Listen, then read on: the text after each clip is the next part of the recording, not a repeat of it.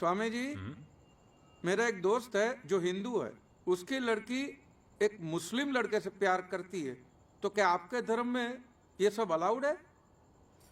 यदि वो लड़का अपना धर्म त्याग करके स्वामी जी की शरण में आता है तो स्वामी जी अवश्य उसे आशीर्वाद देंगे। लेकिन अगर लड़का मुसलमान ही बना रहे हो, लड़की हिंदू ही बनी रहे, तो फिर क्या प्रॉब्लम है? ऐसे विवाह का स्वीकार हम कभी नहीं कर सकते। लेकिन क्यों? इसका उत्तर हम देंगे। भगवद गीता में भगवान कृष्ण ने स्वयं कहा है, अध्याय 7 श्लोक 15, नमाम दुष्कृतिनो मूढ़ः प्रपद्यन्ते नराधमाः माययापहर्त ज्ञाना आसुरम भावमाश्रिताः। अर्थात जो नराधम नास्तिक है, जो भगवान को छोड़कर किसी दूसरी शक्ति में विश्वास करता है, वो भगवान की शरण में नहीं आ सकता।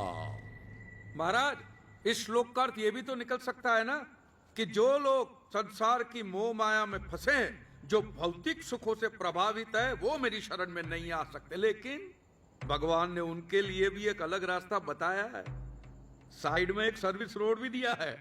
उन्होंने गीता के 18वें अध्याय के श्लोक नंबर 66 में कहा है, सर्वधर्मान परित्यज्य मामेकं शरणं व्रज अहं त्वा सर्व पापेभ्यो मोक्षयिष्यामि मा शुचः। मतलब सब कुछ छोड़ छाड़ के तुम मेरी शरण में आओ, मैं तुम्हें पाप मुक्त करके अपना लूंगा।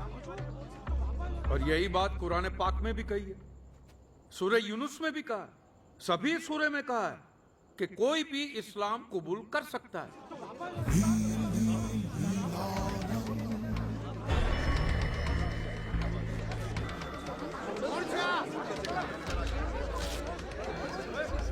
कौन है ये ढोंगी? अरे वही जिसने मुस्लिम टोपी जलाई थी, वही यूट्यूब वाला।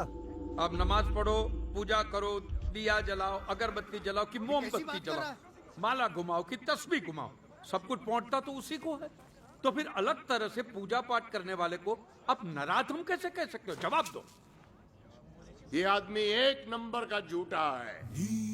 देखा आपने, एक साधु का भेष पहन के आया था और अब फिजूल की बातें करके टिटोली कर रहा है। सच ये है कि ये नराधम एक मुसलमान के घर पैदा हुआ था। मुसलमान! सिक्योरिटी! धक्के मार के बाहर फेंक दो इसे। बोलो धर्मपाल, ये झूठ है? हाँ हाँ, मैं कबूल करता हूँ कि एक मुसलमान माँ ने मुझे जन्म दिया, लेकिन एक हिंदू माँ ने मुझे पाल पोस के बड़ा किया है। तो इसका फैसला कैसे करोगे कि मैं हिंदू हूँ कि मुसलमान हूँ? पीके आया लगता है कौन ये आदमी? इसकी हिम्मत कैसे हुई आने तुम की? कहना क्या चाहते हो? बोलो धर्मपाल। आपने मेरे बेटे की शादी नहीं होने दी, क्यों? क्योंकि मैं मुसलमान की औलाद हूँ, और क्योंकि मैं मुसलमान हूँ तो क्या मैं नहीं रहा? मैं किसका बाप हूँ, किसका बेटा हूँ, किसका पति हूँ? इस बात का दारोमदार सिर्फ इसी बात में कि मैं कौन से धर्म में पैदा हुआ हूँ। धर्म का काम मैं जोड़ना तोड़ना नहीं, तोड़ने का काम तो बाबा मौलवी लोग करते हैं। चुप करने! ठेकेदार करते हैं। आगे एक भी शब्द बोला तो क्या बकवास कर रहा है ये? मैं यहाँ पर कोई हंगामा करने नहीं आया हूँ, मैं यहाँ पर सिर्फ मेरे बेटे की वजह से आया हूँ। और आप लोगों को जिसकी पूजा करनी है कीजिए, मुझे कोई प्रॉब्लम नहीं है। मुझे सिर्फ एक बात का जवाब चाहिए, अगर किसी दूसरे धर्म में पैदा होने वाले का नील परिवार स्वीकार नहीं करता, तो फिर ये तुम्हारे स्वामी जी जो खुद सिख परिवार में पैदा हुए हैं, वो नील परिवार के स्वामी कैसे बन गए? साला स्वामी जी को सिख बोलता है। सिक्योरिटी बुलाइए, नहीं तो ये हमारे हाथों मरेगा। जी हाँ, ये तुम्हारे नीलानंद स्वामी एक से कारनामे हैं इनके। एक मनी का हवाला कांड किया इसने। ये तो सच बोल रहा है। इसने तो लड़कियों को प्रेग्नेंट किया है। अरे इतने सारे सबूत!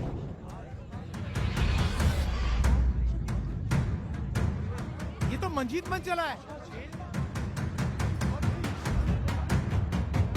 ये जब से बेल पे छूटा था तब से गुम हो गया था। अचानक कुछ साल पहले अहमदाबाद में से बाहर निकला स्वामी नीलानंद बन के। कहिए ये झूठ है?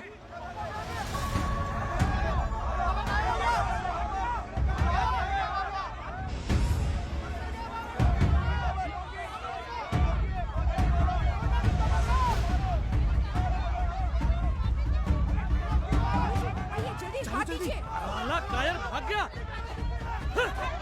बाबा ने हमें ठगा है।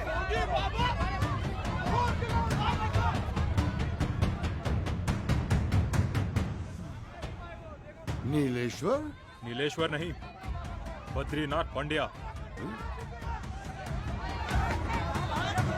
सुनिए, मेरी बात सुनिए। मैं यहाँ पर किसी को भी भड़काने नहीं आया हूँ, और ना ही मैं ये साबित करने आया हूँ कि स्वामी जी हिंदू नहीं है और मैं मुसलमान नहीं हूँ। मैं यहाँ पे आया हूँ सिर्फ मेरे परिवार को घर वापस ले जाने, बस। मेरे परिवार की सुख शांति मेरा सच्चा धर्म है। ये हिंदू मुसलमान इस लेबल से मुझे कोई लेना देना नहीं है। मेरे बाप के लिए मैंने कुरान हाथ में ली तो बाप ने दुनिया छोड़ दी। बेटे के लिए गीता हाथ में ली तो बेटे ने घर छोड़ दिया। रह गया अकेला हाथ में किताबें लेकर। ये धर्म के लेबल को लेकर हम इतने जुनूनी क्यों है? ये जहर हमारे डीएनए में घुस गया है। गीता और कुरान के कुछ पन्ने मैंने पढ़े, तब जाके मुझे पता चला कि राम और रहीम, मोहम्मद और महादेव दोनों एक ही है। दोनों एक ही बात करते हैं। भला करो भले बनो, टोपी पहनो कि तिलक लगाओ, भला करो। सच्चा धर्म एक ही धर्म है, मानव धर्म। मानव धर्म, बस।